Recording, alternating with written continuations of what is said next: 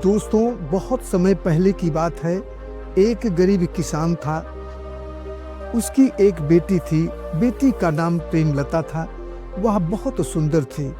ऐसा लगता था कि मानो ईश्वर ने उसे बहुत ही फुर्सत में बनाया हो। उसकी सुंदरता की चर्चा बहुत दूर दूर तक थी। उससे विवाह करने के लिए बहुत से लोग आते, लेकिन वो इतनी बुद्धिमान और चतुर थी कि वो ऐसे ऐसे सवाल करती कि कोई भी उसकी बातों का जवाब नहीं दे पाता था। उसने अपने घर में एक बड़ा सा गड्ढा खुदवा रखी थी। कोई भी आता तो यही कहती, ठीक है, हम आपसे शादी तो कर लेंगे, लेकिन हमारी शर्त है कि ये जो हमारे घर के पास में गड्ढा है, इस गड्ढे को धन दौलत से भर दो, फिर हम तुम्हारे साथ शादी कर लेंगे। लेकिन इतना सुनते ही सभी पीछे हट जाते। कहते, भाई इतना धन तो हमारे पास है ही नहीं, भला हम इतना बड़ा गड्ढा धन दौलत से कैसे भर देंगे। उसी गांव में एक आदित्य नाम का लड़का था, लेकिन उसके माँ बाप कोई नहीं थे। सभी स्वर्गवासी हो चुके थे। वो भी अपनी मर्जी का था। न कोई रोकने वाला था, न कोई टोकने वाला था। जब उसने प्रेमलता को देखा तो वह उसके लिए दीवाना हो गया। जो भी धन संपदा थी सब लाकर उसने प्रेमलता के कहने पर उस गड्ढे में डाल दिया। फिर भी जब गड्ढा नहीं भरा तो उसने घर द्वार, जमीन जायदाद सब कुछ बेचकर गड्ढे में डाल दिया। उससे शादी तो कर लिया। अब वो अपनी पत्नी प्रेमलता को लेकर एक झोपड़ी बनाकर रहने लगा, क्योंकि उसके पास कुछ नहीं था। वह सारी जमीन जायदाद गंवाकर भी उसे कोई अफसोस नहीं हुआ, क्योंकि वह प्रेमलता के प्रेम में पागल हो चुका था। बस सारा दिन अपनी पत्नी को देखता रहता, यहाँ तक कि कभी कभी घर में खाने के लिए एक दाना भी न रहता, लेकिन उसे कोई फर्क न पड़ता। यह देखकर उसकी पत्नी प्रेमलता सोची कि ऐसे तो ठीक नहीं है। एक दिन उसकी पत्नी प्रेमलता ने कहा कि तुम बाजार चलो, हम कुछ कपड़ा खरीदेंगे। दोनों बाजार गए। एक अच्छा सा रेशमी कपड़ा खरीदा। प्रेमलता घर लाकर खूबसूरत राजसी पोशाक बनाई और अपने पति से बोली, इसे लेकर जाओ और बेच जाओ। घर में ऐसे बैठे रहना ठीक नहीं है। आदित्य गली गली कपड़ा लेकर घूम रहा था। जो भी देखता, पोशाक तो बहुत सुंदर है, लेकिन दाम सुनने पर सबको महंगा लगता। घूमते घूमते आदित्य राजा के महल के पास चला गया। एक दरबारी ने जब पोशाक देखा तो उसे पोशाक बहुत सुंदर दिखा। बोला, पोशाक तो बहुत सुंदर है, लेकिन महंगा बहुत है।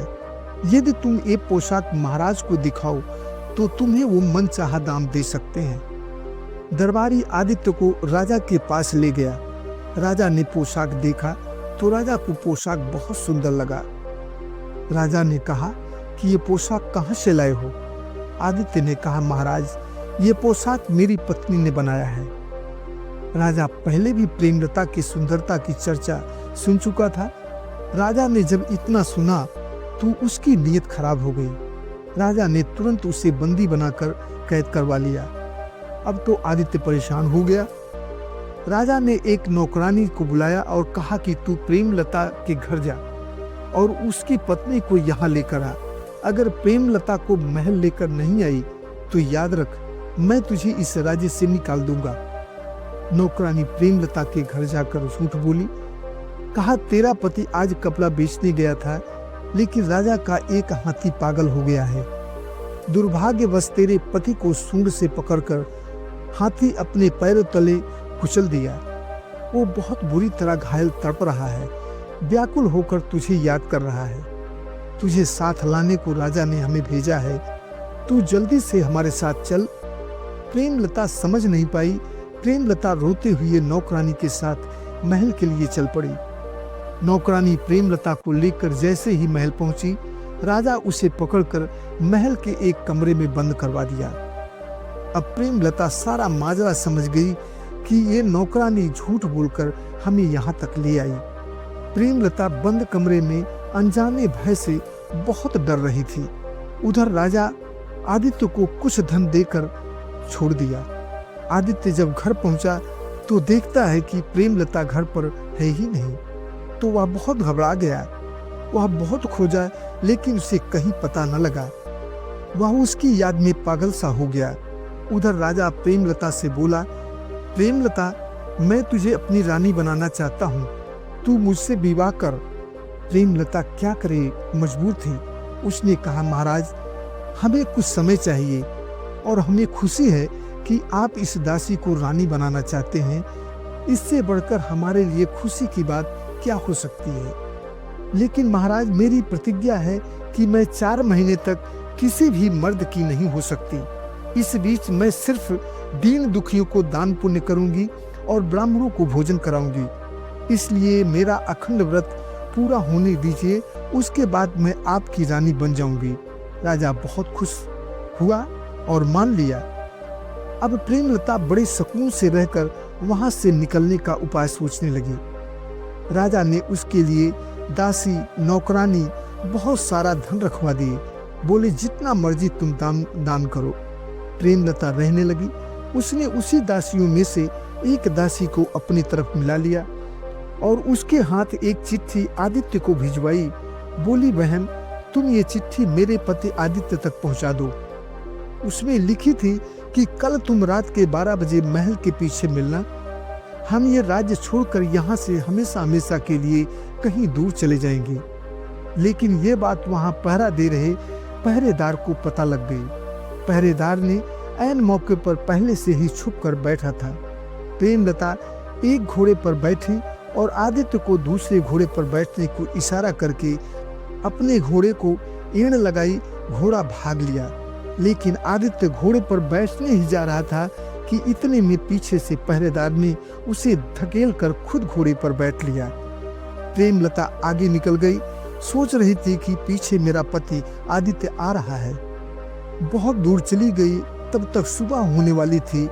वह दूसरे राज्य में पहुंच चुकी थी। प्रेमलता जब दूसरे राज्य की सीमा में पहुंच गई तो वहां वह खड़ी हो गई। लेकिन जब वह घुड़सवार को ध्यान से देखी तो दंग रह गई कि ये तो राजा का पहरेदार है जो हमारा पीछा कर रहा है। अब क्या करे। उसने पहरेदार से कहा कि चलो, राजा से छुटकारा मिला, अब हम दोनों एक साथ रहेंगे।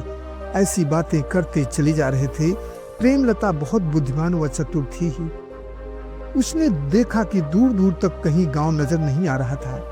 प्रेमलता ने पहरेदार से कहा कि अब और मुझसे चला नहीं जा रहा है, मैं भूख प्यास से व्याकुल हो रही हूँ, कुछ करो। पहरेदार ने कहा, यहाँ से तो किसी भी दिशा में गांव ही नहीं दिखाई दे रहा है, क्या करूं। प्रेमलता वहीं बैठ गई।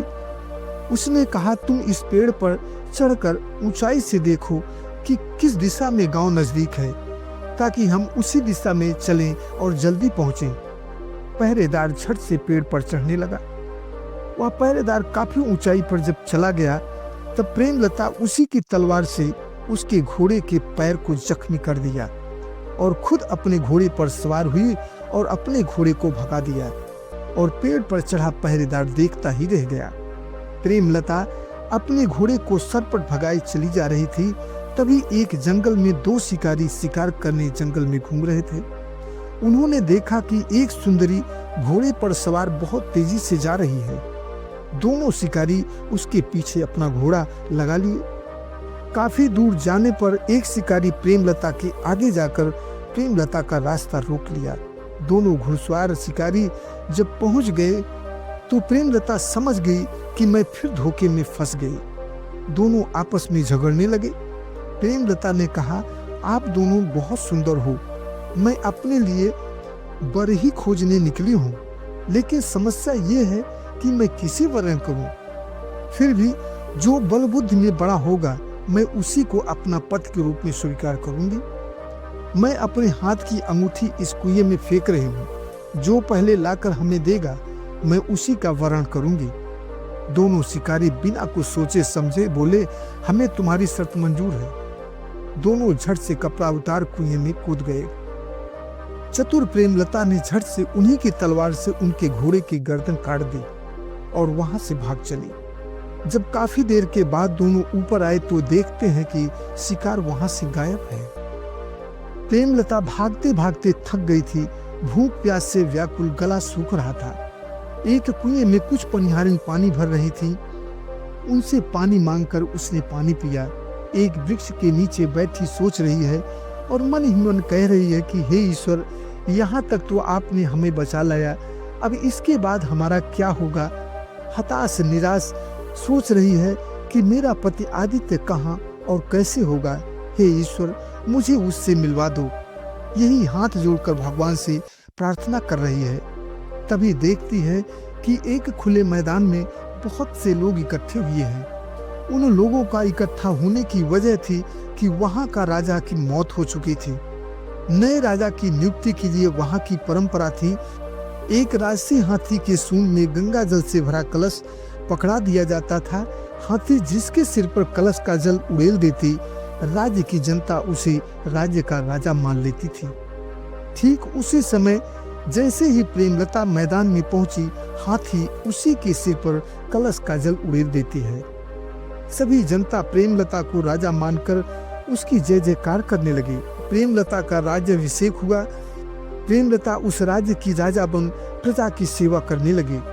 उधर पहले वाला राजा जो प्रेमलता को धोखे से बुलाकर कैद करा लिया था, वो प्रेमलता के प्रेम में पागल होकर प्रेमलता को ढूंढ रहा था। प्रजा ने उसके पागलपन को देखते हुए उसे हटाकर एक नया राजा नियुक्त किया। उसकी राजगद्दी छिन गई। दर दर भटक रहा था। उधर प्रेमलता का पति आदित्य भी उसी राजा के साथ ही प्रेमलता को ढूंढने निकला था। जिस पहरेदार को पेड़ पर चढ़ाकर चकमा देकर भागी थी, वो भी साथ में ही चल पड़ा। आगे जाने पर दोनों शिकारी भी मिल गए। बोले, भैया, एक घोड़े पर सवार खूबसूरत औरत को देखा है क्या? बात हुई, पता चला कि ये दोनों शिकारी भी प्रेमलता को ही ढूंढ रहे हैं। इसी तरह पांचों प्रेमलता को ढूंढ रहे थे। ढूंढते ढूंढते पांचों उसी राज्य में पहुंचे जहां पर प्रेमलता राज्य कर रही थी। वह पहले ही सतर्क थी। उसे पता था कि वो लोग हमें खोजते खोजते यहाँ तक जरूर आएंगे। इसलिए उसने पहले ही अपने सैनिकों को कह रखा था कि यदि कोई व्यक्ति जो दूसरे राज्य का हो यहाँ पर आए और पूछे तो उसे तुरंत गिरफ्तार करके दरबार में ले आना। जैसे ही पूछते पूछते ये पांचों वहां पहुंचे, पांचों को सैनिकों ने गिरफ्तार कर लिया और कैद खाने में डाल दिया। पहरेदारों ने जाकर रानी प्रेमलता से बोले, रानी साहिबा, आज 5 विदेशी व्यक्ति गिरफ्तार किए गए हैं। अगर आपका हुक्म हो तो उन्हें दरबार में हाजिर करें। रानी प्रेमलता समझ गई कि हो न हो ये वही हैं जो हमारे पीछे पड़े हैं। रानी ने पहरेदारों को आदेश दिया कि इन्हें अभी कैद खाने में ही रखो, लेकिन सख्ती से इन पर निगाह रखो कि ये आपस में क्या बात करते हैं। इनकी सारी बातों को ध्यान से सुनकर हमें बताओ। पहरेदारों ने कहा, जी हुजूर। पहरेदार अब उन पर कड़ी निगाह रखने लगे। जब रात हुई तो चारों आपस में बात कर रहे हैं। जो राजा प्रेमलता को धोखे से कैद कर लिया था, उसने कहा कि एक औरत के प्रेम में पागल होकर मैंने अपना सारा राजपाट, मान सम्मान सब कुछ गंवा दिया। जिंदगी खत्म हो गई। प्रेमलता यदि हमें मिल गई तो मैं उसके टुकड़े टुकड़े करके उसकी मांस गीध कौवे को खिला दूंगा। आज मैं दर दर की ठोकरें खा रहा हूँ सिर्फ उसकी वजह से। तब तक पहरेदार बोला, भाई, वो इतनी चालाक निकली कि मुझे एक सिपाही को पेड़ पर चढ़ाकर खुद भाग गई। अगर वो मुझे मिल जाती तो मैं सीधा उसकी खोपड़ी धड़ से अलग कर देता। दोनों शिकारियों ने कहा, कितनी चालाक निकली कि हम दोनों दोस्तों में झगड़ा लगाकर हमारे घोड़ों को भी मार दी और बेवकूफ ऐसा बनाया कि हम लोग देखते ही रह गए। हमारे दोनों घोड़े को भी मार दिया। मेरे पास न तो घोड़ा, यहाँ तक कि हमारे कपड़े भी लेकर भाग गई। बताओ कि ये कितनी चालाक निकली। यदि हमें मिल गई तो हम तो उसे नंगा करके घुमाएंगे। आदित्य कुछ नहीं बोल रहा था, बस उसकी आंखों से आंसू निकल रहे थे। वह विह्वल हो एक कोने में बैठा रहा। सुबह हुई। दोनों पहरेदार रानी के पास गए, सारी बात बताई। बोली, महारानी, ऐसा प्रतीत होता है कि ये चोर किसी स्त्री का पीछा करते करते यहाँ तक पहुँचे हैं। लेकिन उन पांचों में एक चोर ऐसा भी है जो कुछ नहीं बोल रहा है, सिर्फ उसकी आंखों से आंसू बह रहे हैं। वो रोता ही जा रहा है। रानी प्रेमलता अंदर से व्याकुल हो गई। दरबार लगा। पांचों चोरों को दरबार में हाजिर किया गया। रानी ने उनके साथ वैसा ही किया जैसा उन्होंने प्रेमलता के बारे में बोल रहे थे। रानी ने धूर्त राजा की तरफ इशारा करते हुए कहा, इसके टुकड़े टुकड़े करके इसकी मांस गीध कौओं को खिला दो। और दोनों शिकारी की तरफ इशारा करते हुए आदेश दिया कि इन दोनों के नाक कान काटकर इनके मुंह में कालिक पोतकर इन्हें नंगा करके राज्य से बाहर कर दिया जाए। और जो पहरेदार था, रानी प्रेमलता ने कहा कि इसे कोड़े मारते हुए पूरे राज्य में घुमाया जाए। जैसा सभी ने प्रेमलता के बारे में कहा था, रानी प्रेमलता ने ठीक वैसा ही उन्हें सजा भी दिया। रानी प्रेमलता ने आदित्य की तरफ इशारा करते हुए कहा कि इन्हें राजमहल में ले जाया जाए। आदित्य को नौकरों ने खूब अच्छे से नहलाया, सुगंधित तेल लगाया, इत्र का छिड़काव हुआ, शाही वस्त्र पहनाए गए, फूलों से सजाया गया। फिर उस राज्य की इष्ट देवी के मंदिर में उसे ले जाकर देवी को प्रणाम करवाया। लेकिन आदित्य जब मंदिर पहुंचा तो उसे ये समझ आया कि आज जीवन का आखिरी दिन है, अब यहीं उसकी बलि दे दी जाएगी। आदित्य देवी के नाम लेने के बजाय उसने प्रेमलता का नाम ले लेकर रोने लगा। हाय प्रिय, तू मुझे छोड़कर कहाँ चली गई? हाय प्रिय, तू मुझे छोड़कर कहाँ खो गई? आज मैं इस दुनिया से जा रहा हूँ, आखिरी बार भी ईश्वर ने मुझे तुमसे नहीं मिलवाया। हे ईश्वर, सिर्फ एक बार हमें अपनी पत्नी से मिलवा दो, बस, बाकी मुझे मरने का कोई गम नहीं है। मुझे धिक्कार है कि मैं उसकी सुरक्षा न कर पाया। जो पुरुष अपनी पत्नी की सुरक्षा न कर पाए, ऐसे पति को इस दुनिया में रहने का क्या अधिकार है? हाय प्रिय, इतना कहते कहते रानी प्रेमलता आदित्य को गिरते गिरते अपनी बाहों में थाम लिया। जब आदित्य को होश आया तो देखता है कि रानी प्रेमलता उसे अपनी बाहों में थामे बैठी है। आदित्य के खुशियों का ठिकाना न रहा। प्रेमलता ने अपने सिर का मुकुट उतारकर आदित्य के सिर पर रख दिया। रानी प्रेमलता ने घोषणा कर दी कि इस राज्य के राजा आदित्य हैं। मित्रों, रानी प्रेमलता और राजा आदित्य दोनों ने मिलकर राज्य को बहुत अच्छे से चलाया। प्रजा अत्यंत खुश थी। दोस्तों, इंसान का समय कब और कैसे बदलेगा ये कोई नहीं जानता। वीडियो अच्छी लगी हो तो चैनल को सब्सक्राइब करके वीडियो को लाइक, शेयर व कमेंट जरूर करना। धन्यवाद। जय हिंद।